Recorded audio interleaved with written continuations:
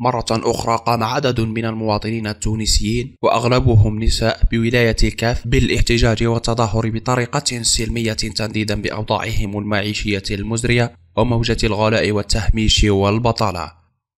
واللافت للانتباه أن التونسيات المحتجات قمن برفع العلم الجزائري وهن يهتفن بعبارة 1 2 3 فيفا الجيري، في خطوة منهم للفت انتباه حكومة يوسف الشاهد ودفعها إلى استجابة إلى انشغالاتهم واهتماماتهم ومطالبهم الاجتماعية. وقرر المحتجون تنظيم مسيرة سلمية مشيا على الأقدام جابوا بها عدة شوارع وأحياء بغرض التنديد بما وصفوه استفحال ظاهرة البطالة وغلاء الأسعار واستعجال خطط حكومية لتنمية المنطقة وتحسين الخدمات، وهددوا بالنزوح إلى الجزائر وطلب اللجوء الاجتماعي.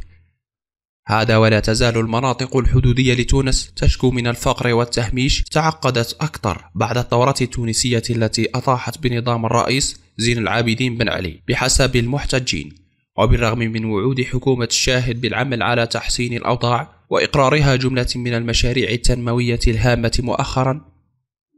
وفي أكتوبر الماضي بالعاصمة التونسية ترأس وزير الداخلية الجزائري نور الدين بدوي مناصفة مع نظيره التونسي هشام الفراتي أشغال اللجنة الثنائية الحدودية بين الجزائر وتونس.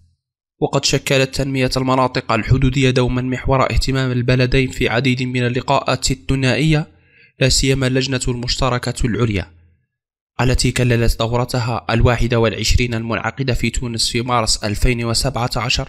باتفاق بشأن مشروع تزويد ساقية سيدي يوسف التونسية بالغاز الجزائري تعزيزا للتنمية في المناطق الحدودية. ومن بين المجالات التي يعمل الطرفان على تعزيزها